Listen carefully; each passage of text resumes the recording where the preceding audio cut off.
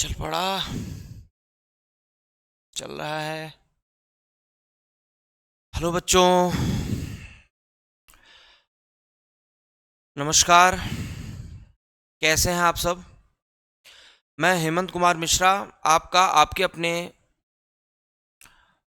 YouTube platform pro maths mentor Hemant sir में स्वागत करता हूं। उम्मीद करता हूं कि आप सब बहुत अच्छे होंगे, आपका स्वास्थ्य बहुत अच्छा होगा और आपका प्रिपरेशन हमारे साथ अच्छा चल रहा होगा। मेरे भाई, हम पिछले टॉपिक में मिक्सचर एलिगेशन टॉपिक पढ़ा रहे हैं, जिसमें मैंने आपसे बहुत सारी चर्चाएं की। मैंने आपको समझाने की कोशिश की कि मिक्सचर कहाँ कहाँ एलिगेशन कहाँ कहाँ अप्लाई हो सकता है। एलिगेशन पे ही मैंने ज़्यादा जोर दिया। मैंने आपको मिक्सचर के सवाल भी पढ़ाए। हमने काफ़ी सवाल किए थे मेरे भाई। अब उसी सीरीज़ में हम थोड़ा आगे चलेंगे। आपको थोड़ा और बेहतर सवाल कराने की कोशिश है हमारी। हमारी कोशिश है कि हम आपको कुछ बेहतर और सवाल करा पाएँ। क्या आपने लास्ट ये प्रश्न कर लिया था मेरे भाई? अगर हाँ, तो क्या हमें आगे चलना चाहिए? हमने क्या लास्ट प्रश्न कर लिया था? ये प्रश्न आपके लिए है।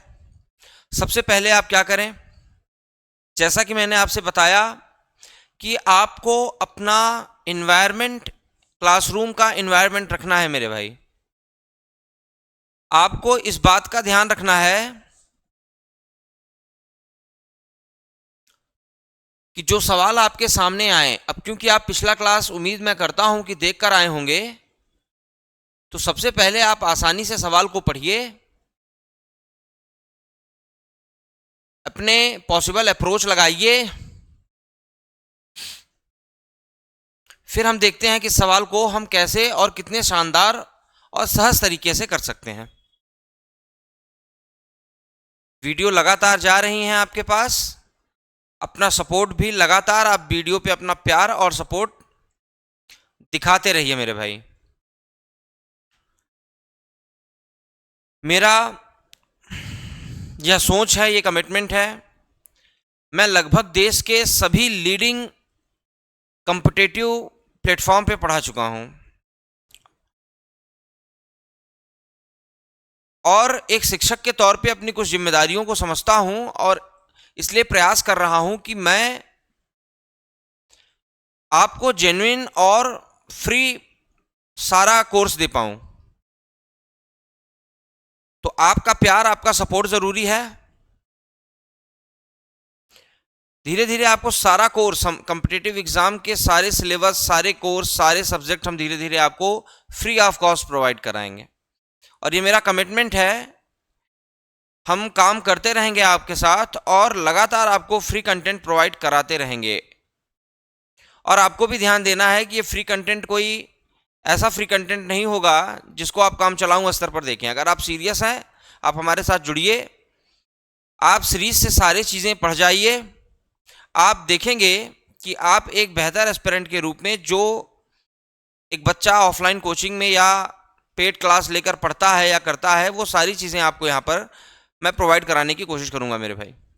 आप जानते हैं कि शुरुआत में थोड़ी दिक्कत होती है और तमाम सीमित संसाधनों के साथ हमने भी शुरुआत की है, और मगर हमारा इरादा आपके साथ बिल्कुल साफ और नेक है कि लगातार सभी बच्चों को हम, कमिटमेंट है ये मेरा कि मैं फ्री आपको हमेशा एजुकेशन प्रोवाइड कराता रहूँगा। अभी ये शुरुआत है, देखिए कहाँ तक चल पाते हैं आपके साथ। तो मेरे भाई, ये सवाल क्या कहता है? एक मिश्र धातु में 80% तांबा और 12% टिन है। दूसरे मिश्र धातु में 71% तांबा और 18% टिन है। दोनों मिश्र धातुओं को किस अनुपात में मिलाया जाना चाहिए ताकि परिणाम में 14% टिन हो? 14% टिन हो। मेरे भाई, एक एलॉय है, एक मिश्र धातु है, अब इस एलॉय में मेरे भाई बहुत सारी चीजें हो सकती हैं, मुझे सबसे बहुत मतलब नहीं है। मेरे प्रश्न में कौन किसके बारे में पूछा गया है? टिन के बारे में। तो मैं बहुत आसानी से पूरे सवाल की वर्डिंग में से अपने लिए प्रोप्रिएट डाटा चुन लूंगा। एक अलॉय में 12% टिन है, बाकी उसमें क्या है हमसे मतलब नहीं है। दूसरे अलॉय में 18% टिन है, बाकी उसमें क्या है हमसे मतलब नहीं है।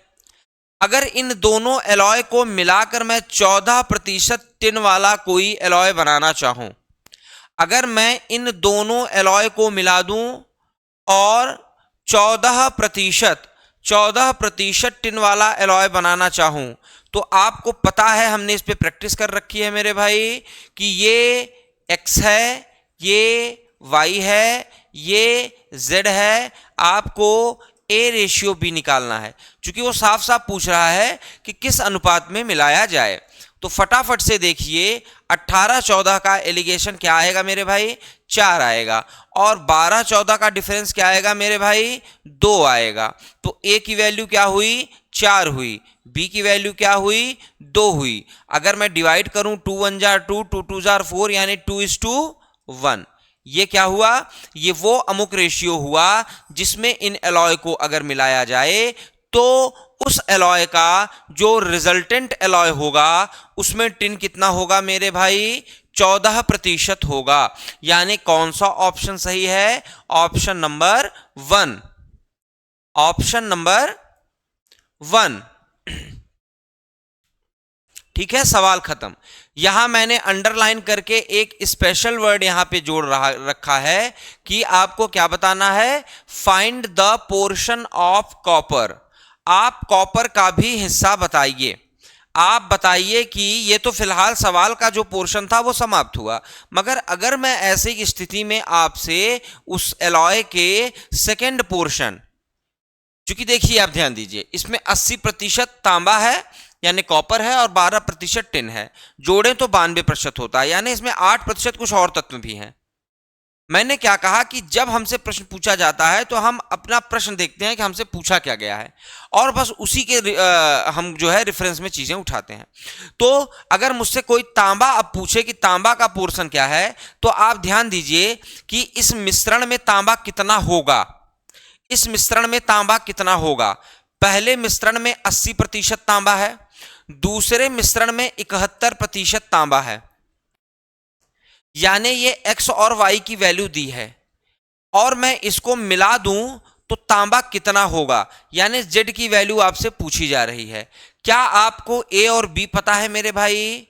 आप कहेंगे सर मिश्रण तो वही है, अगर ये मिश्रण 2:1 के अनुपात में मिलाया गया है तो अनुपात तो वही होगा, अनुपात तो वही होगा, यानी 2:1 के अनुपात में इसको मिलाना है। अब आपको याद हो तो मैंने आपको सिखाया था कि ऐसी स्थिति में हमें क्या करना होता है, हमें इनका डिफरेंस लेना होता है और इस डिफरेंस को इस दिए गए अनुपात में बांटना होता है। अगर मैं 9 को 2 और 1 के अनुपात में बांटूं तो क्या आएगा? 6 और 3, यानी यहां मुझको क्या लिखना चाहिए? 6, और यहां मुझको क्या लिखना चाहिए? 3।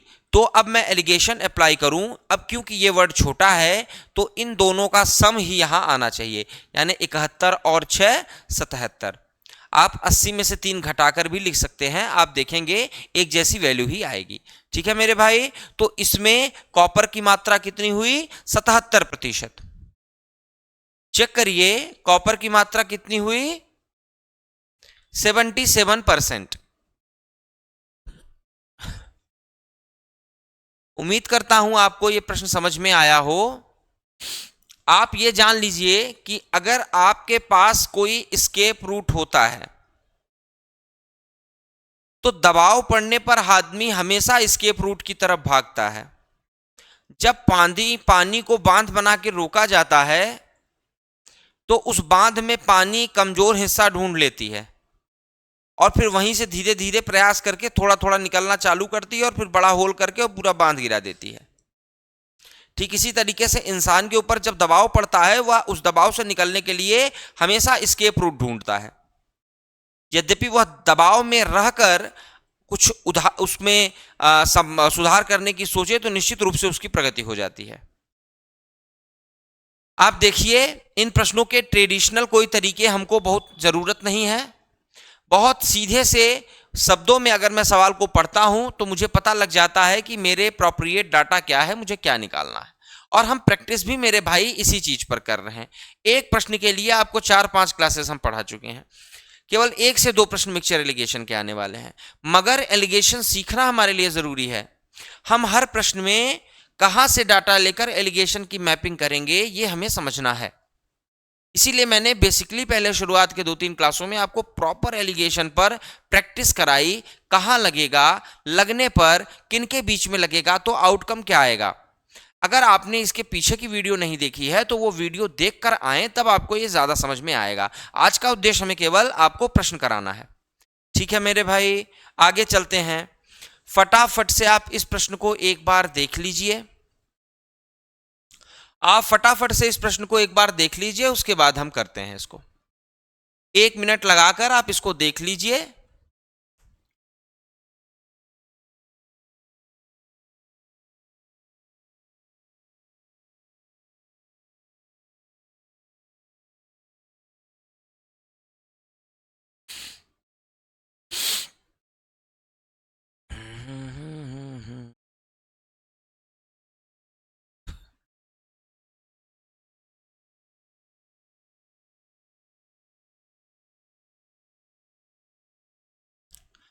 एक दूध वाले के पास 2 प्रकार का दूध है। एक उसने 50 रुपए लीटर में और दूसरा 60 रुपए लीटर में खरीदा है। अब वो क्या करता है, इन दोनों दूध की 2:3 के अनुपात में मात्रा मिला देता है। इसका मतलब यह है कि जो वह 50 रुपए लीटर वाला दूध लाया था, मान लेते हैं कि 2 लीटर उसने 50 रुपए लीटर का दूध ले लिया और 3 लीटर उसने 60 रुपए लीटर का दूध ले लिया। आपको ये बात समझ में आई कि 2 और 3 के अनुपात में मिलाना क्या है। मान लो मैंने 2 लीटर 50 रुपए लीटर वाला दूध ले लिया और 3 लीटर 60 रुपए लीटर वाला दूध ले लिया। तो इस तरीके से इस दूध पे मैंने कितना खर्चा किया, इस दूध पर मैंने कितना खर्चा किया। अगर मैं इन दोनों दूधों को मिला देता हूं तो मेरे पास अब कितना दूध होगा मेरे भाई। और इस पूरे 5 लीटर दूध को खरीदने में मैंने खर्चा कितना किया है।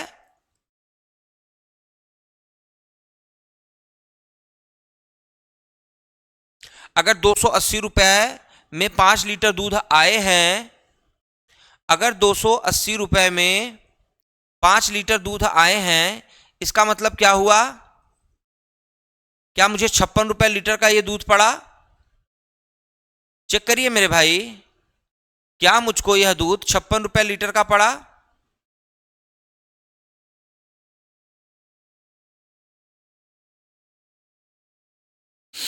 आप कहेंगे सर बिल्कुल 56 रुपए का पड़ा। अब आपसे सवाल पूछा जा रहा है कि दूध को किस मूल्य पर बेचा जाए ताकि 10% का लाभ प्राप्त हो। यह क्या है, यह तो उसकी लागत मूल्य है। अगर वो दोनों दूधों को जिसको उन्होंने 50 और 60 में खरीदा था मिला देता है और 5 लीटर दूध बना लेता है, तो उसके हर लीटर का दाम अब कितना हो गया।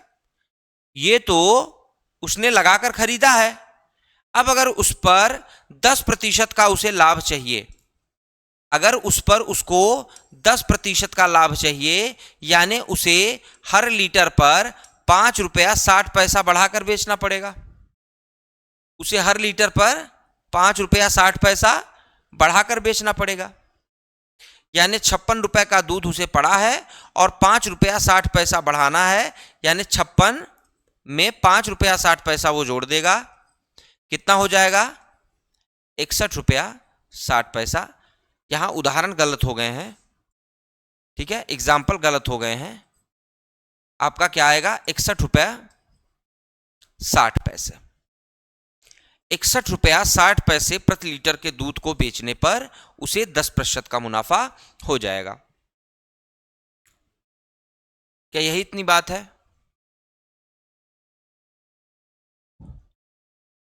क्या आप इस बात को समझ गए मेरे भाई।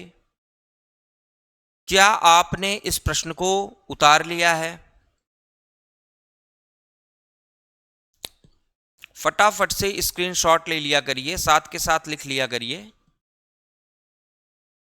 ठीक है, मैं आपसे कहूं कि ये प्रश्न आपने पढ़ा, आपने ट्रेडिशनल तरीका देखा इस प्रश्न को लगाने का। अब हम देखते हैं कि एलिगेशन इस पे कैसे अप्लाई होता है। मेरे भाई ये x की वैल्यू है, यानी 50 रुपए लीटर का एक दूध है, और ये y की वैल्यू है, यानी 60 रुपए लीटर का दूसरा दूध है। अगर मैं इस दोनों दूधों को मिलाता हूं किस अनुपात में, 2 और 3 के अनुपात में, 2 और 3 के अनुपात में, तो ये दूध मुझे कितने का पड़ेगा? यही बात है। क्या इस स्थिति में मैंने आपको समझाया है कि इनका जो डिफरेंस है उसे 2-3 के हिस्से में बांटो, यानी जो रेशियो आया है उस रेशियो में इनके अंतर को बांटो। तो अगर 10 को मैं 2-3 में बांटता हूं तो क्या वैल्यू आती है मेरे भाई? 4 और 6, यानी 2 की जगह पे मुझे क्या रखना है और 3 की जगह पे क्या रखना है। अब मैं एलिगेशन लगाने के लिए तैयार हूं। चेक करिए, अगर 50 छोटा है तो ये वाला इसमें जुड़ेगा, तो 50 और 6 56। क्या चेक करिए, ये बड़ा वाला है तो ये घटता है, तो 60 में से 4 गए 56। क्या वही आंसर आया? क्या 56 रुपए लीटर का दूध था? क्या उसको दूध 56 रुपए लीटर का पड़ा है? अब क्या उसको 10% का मुनाफा लेना है? तो क्या उसको 56 रुपए पर 10% का मुनाफा लेना है? उसे 56 रुपए पर 10% का मुनाफा लेना है। दो तरीके हैं, जैसे हमने पिछले में निकाला था 10%, निकाल के ऐड कर दो, अथवा सीधे 110% लिख लो, सीधे 110% करके वैल्यू निकाल लो, अथवा समझो कि अगर मुझे वैल्यू किसी की 10% इंक्रीज करनी है तो 10% का मान क्या होता है? 10% का मान होता है 1/10। अगर आपको किसी को 10% बढ़ाना है, इसका अर्थ है 10 में 1, अर्थात 1 जोड़ दो, यानी 10 की वस्तु 11 कर दो, 10 की वस्तु 11 कर दो। आप कहोगे कि 10% इंक्रीजमेंट कर दिया। तो जिसको मैंने 10 माना है सवाल के हिसाब से वो कौन है? 10 की वैल्यू क्या है मेरे भाई? तो 1 की वैल्यू क्या होगी? तो 11 की वैल्यू क्या होगी? 11 गुणे 5.6। अब क्या मैंने आपको 11 से मल्टीप्लाई करना सिखाया था? आप कहेंगे सर बिल्कुल सिखाया था। तो बच्चे इसीलिए सारी चीजें होती हैं। आपने अप्लाई किया, आपने देखा कि चीजों में बहुत ज्यादा उलझन आए बिना हम आसानी से सवाल को लगा सकते हैं, और इवन अगर हम थोड़ी सी प्रैक्टिस कर लें तो ये सवाल हम बिना पेन उठाए भी लगा सकते हैं। और ये याद रखिए कि आपकी एबिलिटी ये होनी चाहिए कि अर्थमेटिक के लगभग 60 से 70% प्रश्न आपका बिना पेन उठाए लग जाए, क्योंकि अगर आप इस स्थिति में नहीं हैं तो जो समय दिया जाता है आपको, चाहे एसएससी में हो आप, चाहे बैंकिंग में हो, अगर आपकी एबिलिटी वहां तक डेवलप नहीं होती है तो जो समय आपको दिया जाता है उस समय में आप तयशुदा प्रश्न नहीं कर पाएंगे, और ये चीज जितनी देर में आप समझेंगे उतना आपका नुकसान है। इसलिए मेरे भाई हर छोटी चीज को मैं कोशिश कर रहा हूं कि आप कैसे उस लायक बने कि बिना पेन उठाए आपका सवाल लग जाए। तो आपको विश्वास करके चीजों पर धीरे धीरे प्रैक्टिस करनी है, आपका मामला बन जाएगा। ठीक है, ये सवाल उम्मीद करता हूं आपको समझ में आया होगा। हम आगे चलते हैं मेरे भाई, चेक करिए आगे सवाल को। अच्छे सवाल हैं ये सवाल, केवल आपको किस किस जो हमने कॉन्सेप्ट एलिगेशन का और मिक्सचर का पढ़ा था उसको कैसे अप्लाई किया जाएगा, उसे कॉन्सेप्ट में जमीनी तौर पे उतारा कैसे जाए, यही सीखने के लिए हम सवाल कर रहे हैं। फटाफट से चेक करिए। A shopkeeper has 2 type of grain cost 18 rupees per KG and 25 rupees per KG. He mixed the both grain and sold it at 24 rupees per kg and gained by 98/7%. Find at what ratio he mixed the both grain. एक दुकानदार 2 प्रकार के अनाज रखता है जिनकी कीमत 18 रुपया और 25 रुपया है, यानी आपको तुरंत समझ में आ जाना चाहिए कि यही x और y होंगे। और फिर देखिए क्या कहता है कि 24 रुपए में उसको बेचने पर, 24 रुपए में उसको अगर वो बेचता है तो उसको लाभ कितना होता है, उसको लाभ होता है 98/7%। अगर वह अनाज को 24 रुपए में बेचता है तो उसको 98/7% का प्रॉफिट होता है। जिस बच्चे को ना पता हो वह समझ सकता है कि ये क्या है, ये 1/7 की वैल्यू है। ये आप बहुत अच्छे से समझ पाएंगे जब हम परसेंटेज लेसन में जाएंगे। आपको पता है कि ये एक इम्प्रॉपर फ्रैक्शन है, और आप याद रखिए बैंकिंग के स्टूडेंट भी जब नंबर सिस्टम का क्लास आएगा तो आपको बहुत दिल लगाकर नहीं मगर उस क्लास को पूरा देख लेना है ताकि ऐसी स्थितियों से आप निपट सकें। ये 98/7 क्या है, एक इम्प्रॉपर फ्रैक्शन है। क्या इसको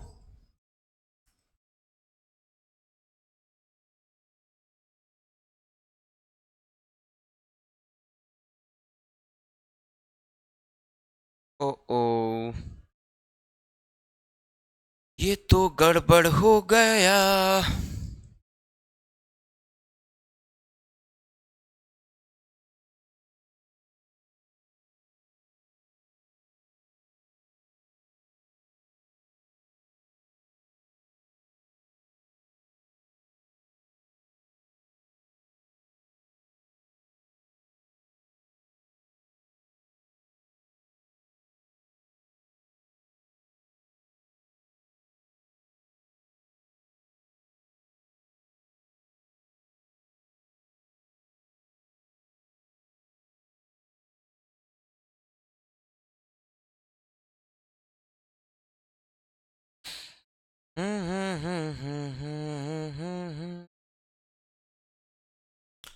जी थोड़ी सी गलती है, वो आप समझ ही गए होंगे। सही कर लेते हैं हम इसको, प्रश्न में भी ठीक कर लेंगे और सारी जगह सही कर लेंगे। ठीक है, देखो मेरे भाई 1/7 क्या होता है, 1/7 क्या होता है, एकदम क्लियर है। 1/7 का मतलब क्या हुआ, 100/7%। तो उसको गलती से क्या लिखा गया है, 98/7%। ठीक है, तो वो आप चीज ठीक कर लोगे, हाँ या ना, कर लोगे, कर लो, उम्मीद करता हूं आप इसे कर लोगे। इसे आप 100/7 कर लोगे तो आपको पता चल जाएगा कि ये क्या है, ये 1/7 की वैल्यू है। ये क्या है मेरे भाई, 1/7 की वैल्यू है। ठीक है, यानी 7 के मूलधन पर या 7 के सीपी पर 1 का प्रॉफिट।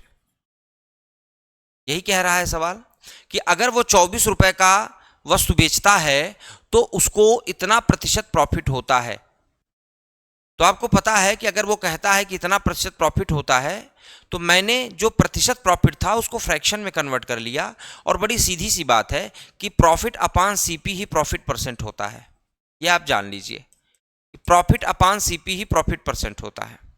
बड़ी सिंपल सी बात है। तो ये प्रॉफिट है, ये सीपी है, तो अगर मैं ये दोनों जोड़ दूं तो यही एसपी हो जाएगा। तो एसपी कितना होगा, यानी सेलिंग प्राइस कितनी होगी, और यही सेलिंग प्राइस उसकी है कितनी। क्या 8 की वैल्यू 24 है तो 1 की वैल्यू 3 हुई, क्या 1 की वैल्यू 3 है तो 7 की वैल्यू 21 होगी। इतनी चीज आप चेक करके बताइए, अगर कोई दुकानदार 24 रुपए में कोई वस्तु बेचकर 100/7% का लाभ कमाता है, इसका मतलब हर 7 रुपए पर 1 रुपए कमाता है, यानी 7 रुपए उसकी सीपी हुई, 1 रुपए उसका प्रॉफिट हुआ, तो उसका सेलिंग प्राइस कितना हो जाएगा मेरे भाई, 8 रुपए हो जाएगा। ये मैंने परसेंटेज को कन्वर्ट करके निकाला है, मगर एक्चुअल वैल्यू इस सेलिंग प्राइस की कितनी है, 24। तो ये मेरा रेशियो का वैल्यू है, अज्यूम वैल्यू है, और ये है एक्चुअल वैल्यू। हमने तुलना कर ली, जो मेरे अज्यूम से 8 आया है, जो मेरे अज्यूम से 8 आया है वो एक्चुअल में 24 है। तो इस हिसाब से अगर मैं इसके एक की, यानी मेरे अजम्पशन के एक की वैल्यू निकालना चाहूं तो वो कितना आएगी, 3 आएगी। तो मेरा सीपी कितना है मेरे भाई, 7 है, तो 7 की वैल्यू कितनी आएगी, 21 आएगी। क्या इतनी सी बात आपको समझ में आई, क्या इतनी सी बात आपको समझ में आई। अब मैंने अपनी सीपी निकाल ली है, चेक करिए आपके पास एक्स और वाई की वैल्यू है, कितनी है, सॉरी 18 और 18 और 25, 18 और 25 रुपए में वो वस्तुओं को खरीदता है, 24 रुपए में बेचता है, प्रॉफिट होता है, वो बात की बात है। हम तो ये जानना चाहते हैं कि जो दो अलग अलग मूल्यों की वस्तु को खरीदा था उसे किस अनुपात में मिलाया। तो मुझे यह पता चल गया कि जेड की वैल्यू, यानी जब उसने मिलाया तो नए वस्तु की जो कीमत आई वो कितनी आई, यानी जेड की वैल्यू कितनी हुई मेरे भाई, जेड की ही वैल्यू 21 होगी। क्या हो रहा है इसमें यार, जेड की ही वैल्यू 21 होगी। ये आप खूब संतुष्ट हो लीजिए, जब वो 18 और 25 रुपए की दो वस्तु खरीदता है, उनको मिलाता है, तो पहले तो उसका कॉस्ट प्राइस आया होगा, मिलाने पे नया कॉस्ट प्राइस आया होगा, और फिर उस कॉस्ट प्राइस पर उसने गेन किया है। तो हमने गेन से वापस आए, हमको गेन करने के बाद यानी एसपी पता था तो हमने सीपी निकाल लिया। अब हमें पता है कि जो सीपी उसकी इन दो वस्तुओं की थी, उनको मिलाने पर जो वैल्यू आई थी वही 21 थी। अब हमें बताना है ए और बी की वैल्यू, सीधी सीधी बात। तो 25 और 21 का अंतर क्या आएगा, 25 और 21 का अंतर क्या आएगा मेरे भाई, 4 आएगा। 18 और 21 का अंतर क्या आएगा मेरे भाई, 3 आएगा। तो वो दोनों वस्तुओं को किस अनुपात में मिलाया गया, 4:3 के अनुपात में मिलाया गया। यानी आप इस बात को ऐसे समझिए कि अगर किसी व्यापारी के पास 18 रुपए और 25 रुपए लागत की दो वस्तुएं हैं, वो उन दोनों वस्तुओं को मिलाएगा तो उसको निश्चित रूप से कोई तीसरा रेट मिलेगा। अब हमें बताना है कि उसने वस्तुओं को किस अनुपात में मिलाया है। ठीक है, अभी सवाल यह था कि उसने वस्तुओं को किस अनुपात में मिलाया है, यानी ए बी की वैल्यू आपको बतानी थी। मैंने आपको एलिगेशन में शुरुआत में बताया था मेरे भाई कि इसमें 5 टर्म होते हैं और कम से कम 3 टर्म तो वो देगा ही सवाल को हल करने के लिए। तो उसने तीसरा टर्म डायरेक्ट ना देकर एक और कहानी आपको बता दी। उसने सीपी, यानी यहां ये सारी सीपी हैं, ये भी सीपी है, ये भी सीपी है और ये भी सीपी है। तो जब तीनों सीपी ही होंगी, और ये भी आपको एलिगेशन में ध्यान रखना है कि ये तीनों चीज एक ही चीज की वैल्यू होनी चाहिए, तभी आप एलिगेशन लगा सकते हैं। यानी यहां सीपी और यहां एसपी रख के आप एलिगेशन नहीं लगा सकते। आपको यहां जो 24 रुपए दाम दिया हुआ है वो एसपी है मेरे भाई। ठीक है, और एसपी क्या होता है मेरे भाई, एसपी बराबर होता है सीपी प्लस प्रॉफिट। अब ये तो एक बात हो गई। अब मुझे पता चला कि जो प्रॉफिट परसेंट है, जो प्रॉफिट परसेंट है वो कितना है, 100/7% है। प्रॉफिट परसेंट कितना है, 100/7% है। तो जो बच्चे जानते होंगे परसेंटेज को थोड़ा थोड़ा, वो जानते हैं कि 1/7 की वैल्यू है, और ये भी जानते होंगे कि प्रॉफिट परसेंट बराबर होता है प्रॉफिट बटे सीपी, या कह लें कि प्रॉफिट बटे सीपी बराबर प्रॉफिट परसेंट होता है। यानी ये एक प्रॉफिट है और ये 7 सीपी है, और यहां हमने क्या पढ़ा कि सीपी और प्रॉफिट को जोड़कर एसपी आता है। तो ये सीपी है, ये प्रॉफिट है, दोनों को जोड़ दिया जाए, हाँ या ना।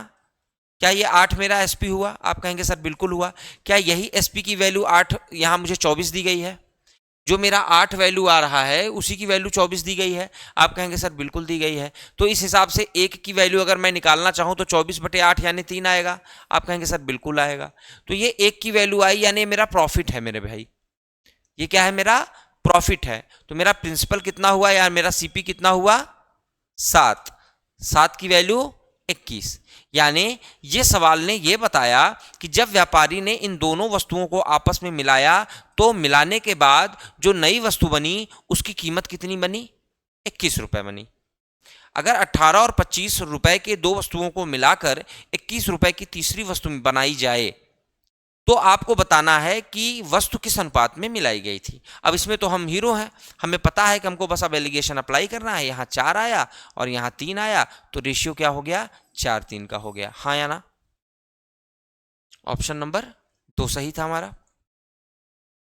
फटाफट से आप इस स्क्रीन को भी कैप्चर कर लीजिए, फिर मैं इसके आगे वाली स्क्रीन भी दे देता हूं, उसको भी कैप्चर कर लीजिए।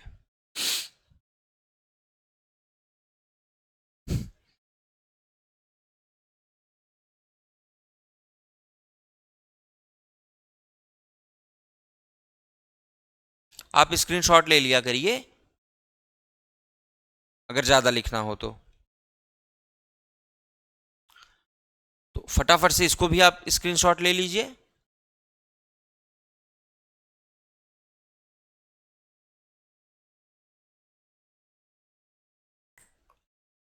ठीक है मेरे भाई, आप चीज़ों को एक बार दो बार करके देख लिया करिए, अगर थोड़ी सी दिक्कत हो तो आप दोबारा करके इसको देख लीजिए, आपको निश्चित रूप से समझ में आ जाएगा। इसीलिए मैं बहुत आसानी से और बहुत आराम से प्रश्नों को आपको समझा रहा हूं। चलिए फटाफट से आप तीसरे सवाल पर आ जाइए, पढ़िए सवाल को और देखिए क्या आप इस सवाल में अपनी अप्रोच अच्छी बना पा रहे हैं मेरे भाई। चेक करिए।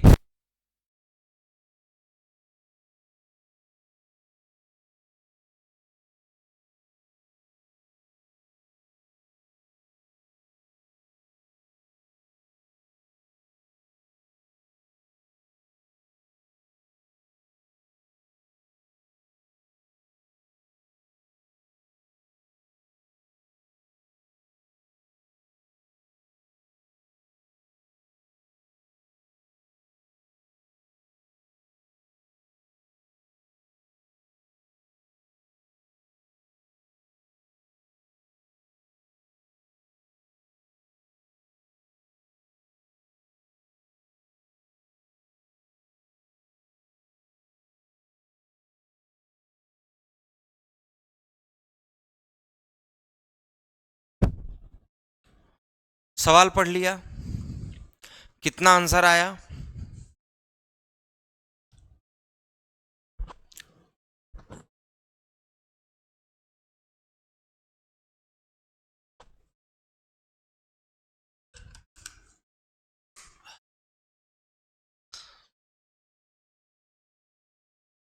बहुत छोटा और बहुत आसान सवाल है। मिक्स प्रिंटिंग बहुत हो रही है आजकल। There are 30 rupees in a bag only in the domination of 25 paise and 50 paise. Find the total number of coin of 50 paise if there are 125 coins in total. यानी एक बैग है मेरे भाई, उस बैग में कुल 30 रुपए हैं। एक बैग में कितने रुपए हैं? 30 रुपए हैं। किस मूल्य वर्ग में है? 25 पैसे और 50 पैसे में। यानी उस बैग में 25 पैसे और 50 पैसे के सिक्के हैं और कुल कितने रुपए हैं? 30 रुपए हैं। और मेरे भाई उसमें कॉइन्स कितने हैं? इसमें कॉइन्स कितने हैं मेरे भाई?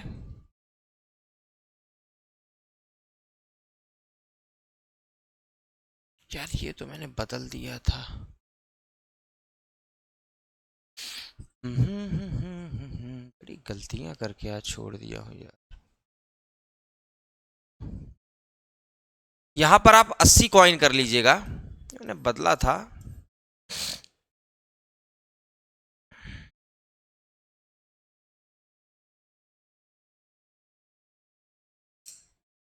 आप देखिए यहां पर थोड़ी गलतियां मिल रही हैं। यहां पर 125 नहीं बल्कि 80 कॉइन है, 80। ठीक है, तो एक बैग में कुल 30 रुपए हैं और ये 30 रुपए किन सिक्कों में है? या तो 25 पैसे के सिक्के हैं और 50 पैसे के सिक्के हैं। तो आपको 50 पैसे के सिक्कों की संख्या बतानी है कि 50 पैसे के कितने सिक्के हैं।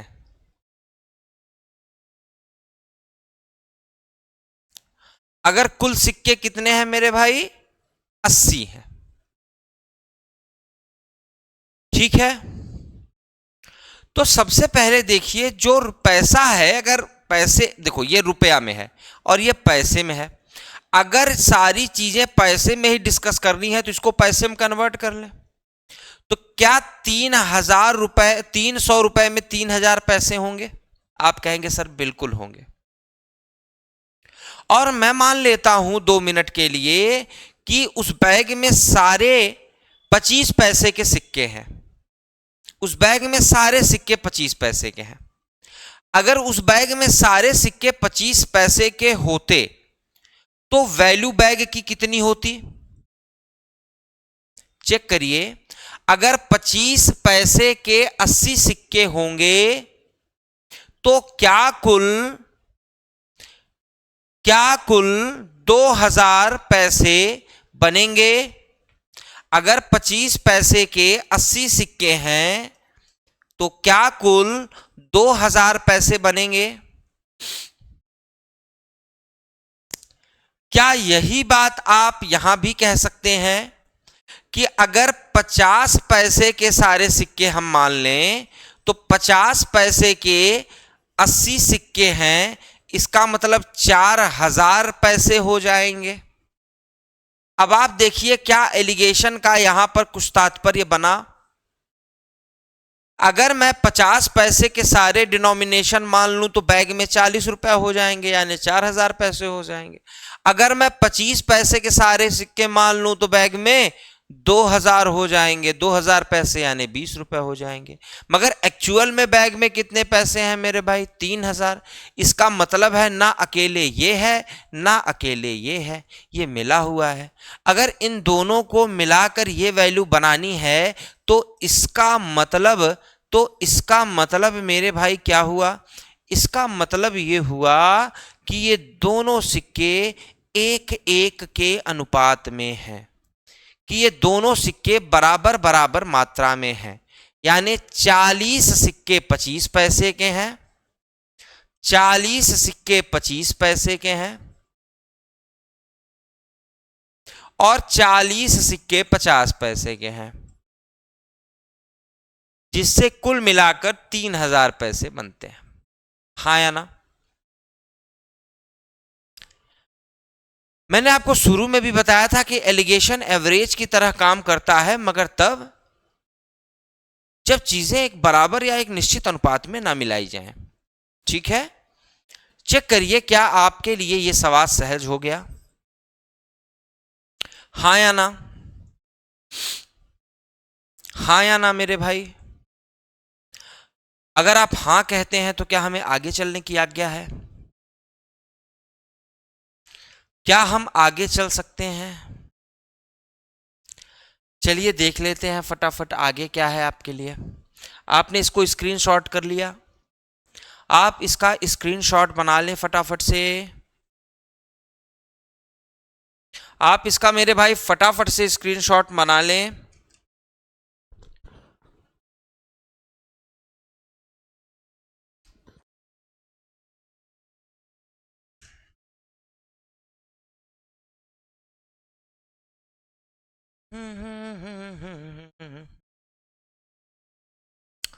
चलिए उसी तर्ज पे एक सवाल है, फटाफट से इसे टैकल करने की कोशिश करें। There are 40 rupees in a bag only in the denomination of 20 paise and 50 paise. Find the total number of coin of 50 paise if there are 75 coins of 20 paise denomination.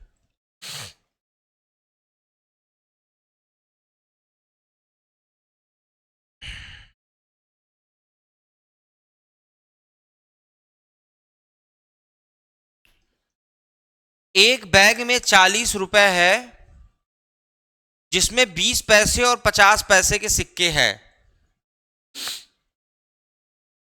तो आपको टोटल 50 पैसे के सिक्कों की संख्या बतानी है। ठीक है, पिछले कॉन्सेप्ट से हमने क्या सीखा था कि जो टोटल बैग में वैल्यू है उसे पैसे में कन्वर्ट कर लो अगर सारा मामला पैसे का है तो। और पहला डिनोमिनेशन क्या है? 20 पैसे का है। तो देखो एक चीज आप समझिए कि अगर 20 पैसे के 75 क्वाइन है, यानी तय हो गए कि 75 दूना 150, यानी 1500 पैसे डन है एकदम। ये किसके हैं? 20 पैसे के हैं। तो दोनों का अंतर कितना आएगा? आप कहेंगे सर 2500 आएगा। ये मूल्य किस पैसे का है? 50 पैसे का है। तो 50 पैसे के सिक्कों की संख्या क्या हो गई? क्या बहुत छोटा था सवाल ये? उम्मीद से ज्यादा? क्या उम्मीद से ज्यादा छोटा था? आप सवाल को अपने से मेरे बच्चे, मेरे भाई, एक बार आप अपने से लगाकर देखा करिए, पॉज करिए और देखिए, रिकॉर्डेड फॉर्म में वीडियो है, आप आराम से पॉज करिए और देखिए, और फिर उसको देखिए कि हम उस पर क्या अप्रोच बनाते हैं। ठीक है, और ये हमेशा याद रखिए कि मैं क्या करता हूं, मैं आपको तरीके सिखाने की कोशिश करता हूं। मैं कोशिश करता हूं कि सवाल पर अप्रोच बनती किस सेंस से है ये आपके दिमाग में बैठे। चूंकि मेरी सोच बड़ी सीधी सी है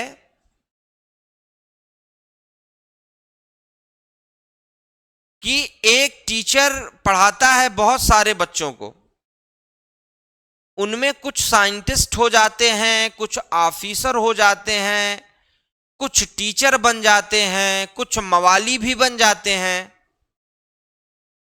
क्लास में अलग से किसी का कोई ट्रीटमेंट नहीं किया जाता, मगर टीचर मेरे ख्याल से वही बेहतर है जो चीजों को करने के अप्रोच के बारे में बात करें। इसका फायदा यह है कि हर बुद्धिमान व्यक्ति अपना अप्रोच उसमें जोड़ेगा जरूर। मैं आपको कुछ चीजें सिखा रहा हूं और उनसे अगर आपकी कुछ सोच डेवलप हो और इस सवाल को लगाने का कोई नया व्यू आपके पास आ जाए, इसका मतलब हम सफल हैं आपको अप्रोच समझाने में मेरे भाई।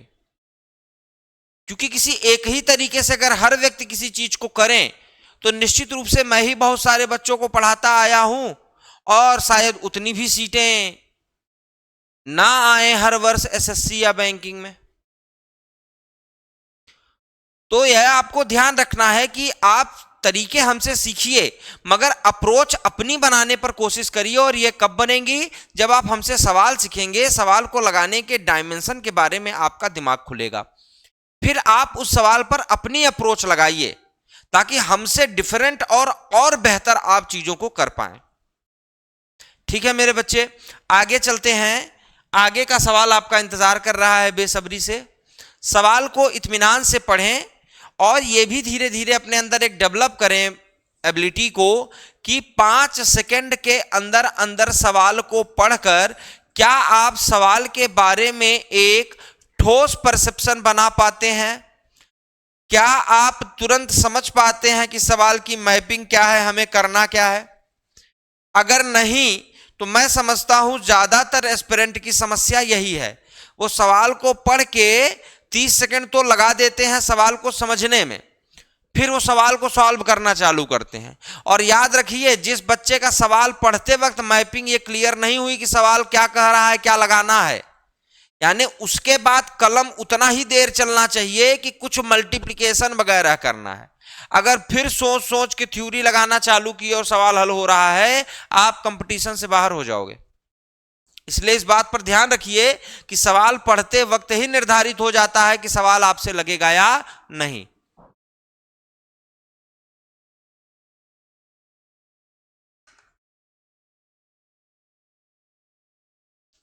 In a mixture of milk and water,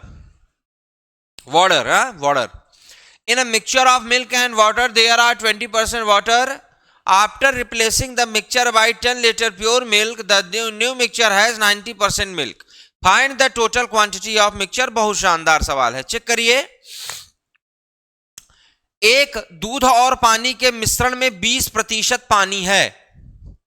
मिश्रण को 10 लीटर शुद्ध दूध से प्रतिस्थापित करने के बाद नए मिश्रण की कुल मात्रा का 90% दूध हो जाता है। मिश्रण की कुल मात्रा ज्ञात करिए। बहुत शानदार, बहुत बेहतरीन सवाल है। आप वीडियो को पॉज करके मेरे भाई 1 मिनट जरूर देखें। 1 मिनट आप अपनी अप्रोच जरूर बनाएं इस पे।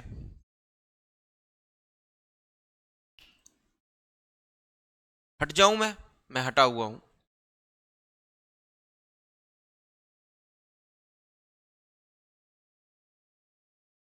निश्चित रूप से मजा आएगा आपके साथ लाइव पढ़ने में। थोड़ा अपना सपोर्ट बढ़ाते चलिए, कुछ हमारे पास इतने एस्पिरेंट हो जाएं ताकि हम एक प्रॉपर क्लास लाइव चला पाएं। मेरी भी बहुत इच्छा है और हर टॉपिक पर हम लाइव आएंगे। भले मैं आपको मिक्सचर पढ़ा दे रहा हूं, मैं आपको रेशियो पढ़ा दे रहा हूं, मैं आपको एवरेज पढ़ा दे रहा हूं, मगर हम हर टॉपिक पे लाइव आएंगे और शानदार क्लासेस लाइव करेंगे। धीरे धीरे सारी चीजें होंगी, मैराथन होगा। जब आपका एग्जाम होगा, कोई भी एग्जाम होगा, उसके पहले हम प्रीवियस ईयर पेपर भी आपके साथ 3 4 5 10 सेट हेल करेंगे, आपके साथ देखेंगे चीजों को। ठीक है, ठीक है। आ जाइए, इस सवाल में कठिनाई बनेगी अगर आप इसके एलिगेशन के टर्म को नहीं ढूंढ पा रहे। चेक करिए कि दूध और पानी के एक मिश्रण में 20% पानी है, यानी 80% दूध होगा। आप कहेंगे सर बिल्कुल होगा। और इस मिश्रण को 10% शुद्ध दूध से प्रतिस्थापित करते हैं। देखिए, प्रतिस्थापित तो एक छलावा है। मैंने आपको क्या बताया था, किसी मिश्रण में उसके सब्सटेंसेस का जो अनुपात होता है वो किसी भी पोर्शन में एक जैसा रहता है। मान लो इस मिश्रण का हमने 10% 10 लीटर निकाल लिया, जो बचा है उसमें भी दूध और पानी तो 80-20 के अनुपात में ही होगा, हाँ या ना। अब हम जो नया मिश्रण ले जा रहे हैं वो मिश्रण नहीं है, एक्चुअल में शुद्ध दूध है। शुद्ध दूध है, इसका मतलब उसमें 100% दूध है। अब मेरे पास दो मिश्रण है, एक मिश्रण जिसमें 80% दूध है और दूसरा मिश्रण जिसमें 90% दूध है। और इन दोनों मिश्रण को मिला देने पर मेरे नए मिश्रण में कितना दूध हो जाता है मेरे भाई? 90% दूध हो जाता है। आप इस बात को समझ पाते हैं कि नहीं? अगर मेरे एक मिश्रण में 20% पानी है, इसका मतलब 80% दूध है। आप कहेंगे हां। अब प्रतिस्थापित की बात यह है कि इस मिश्रण में से 10 लीटर कुछ मिश्रण मैंने निकाल लिया और 10 लीटर मैं इसमें शुद्ध दूध डालता हूं। मैंने जो निकाल लिया उसको तो छोड़ो, निकालने के बाद उसकी जो मात्रा बची होगी उसमें दूध कितना होगा? मैंने बताया है कि अगर 10 लीटर दूध में 80% दूध और 20% पानी है, तो इस 10 लीटर में मैं निकालकर 5 लीटर अलग कर लूं, उसमें भी 80% दूध और 20% पानी होगा। यह मैंने आपको पिछली क्लासेस में समझा दिया था। तो उस आधार पर अगर मैं समझूं तो जो मिश्रण मेरा बचता है मेरे भाई, उसमें भी दूध और पानी की मात्रा 80-20 होगी। तो मैंने ले लिया मेरा एक मिश्रण जिसमें 80% दूध है और दूसरा सब्सटेंस ला रहा हूं जिसमें 10 लीटर शुद्ध दूध है। शुद्ध दूध का मतलब 100% दूध है। तो मैं इन दोनों मिश्रणों को जब मिलाता हूं तो नया मिश्रण जो बनता है उसमें दूध कितना होता है? 90% होता है। इसका मतलब क्या हो गया? मैंने एक एक के अनुपात में, बराबर बराबर अनुपात में मिश्रण बनाया है। यानी जितना इसकी मात्रा ली है उतनी ही मात्रा इसकी ली है। सवाल को ध्यान से पढ़ो। क्या शुद्ध दूध की मात्रा 10 लीटर बताया गया है? आप कहेंगे सर बताया गया है। तो एक यूनिट की वैल्यू क्या हुई मेरे भाई? आप कहेंगे 10 लीटर हुई। एक यूनिट की वैल्यू क्या हुई मेरे भाई? आप कहेंगे 10 लीटर हुई। तो ये दोनों मिलाकर 2 यूनिट होते हैं, तो 2 यूनिट की वैल्यू कितनी हो जाएगी? 20 लीटर हो जाएगी, हाँ या ना? बोलिए, चेक करिए, बताइए, समझाइए। क्या आपको यह सवाल इतने सहजता से समझ में आ गया? इसे कहते हैं कॉन्सेप्ट का क्वेश्चन या प्रॉब्लम में अप्लाई करने। यह आपको देखना होता है कि किन किन चीजों में हम कितना अप्लाई कर पाते हैं। आदमी कहता है सवाल कठिन है सरल है। कठिन सरल क्या है? जिसको हमने पहले नहीं टैकल किया है वो कठिन है, और जिस चीज को हम एक बार टैकल कर लेंगे वो सरल हो जाएगा। यानी बुद्धिमान व्यक्ति कौन है? जो ज्यादा से ज्यादा चीजों को टैकल करने की कोशिश करे। और कौन टैकल करेगा? जो छटपटाएगा, जो देखेगा, अलग अलग सोर्सेज में जाएगा, सवालों को निकालेगा, देखेगा। भाई मिक्सचर एलिगेशन मैंने पढ़ लिया, ये फला की बुक थी, बड़ी अच्छी थी, इसमें से मैंने पढ़ लिया सारे सवाल, ये मैंने सारे सवाल इस बुक के भी कर लिए, इसके भी कर लिए। मुझे हमेशा चैलेंजेस चाहिए। हमें चाहिए कि हम ऐसे नए सवाल ढूंढें जिनको हमने पहले नहीं देखा था, और उसे करें। केवल ना, उसे करने का एक बढ़िया अप्रोच लेकर आए। बस बात बन गई। बाकी कोई सवाल कॉम्पिटिटिव एग्जाम में कठिन नहीं होता, केवल उसका हमसे परिचित ना होना, यही बात होती है। आ जाइए, फटाफट से आ जाइए नेक्स्ट सवाल पर। नेक्स्ट सवाल पर आ जाइए, सवाल नंबर 28। सवाल नंबर 28,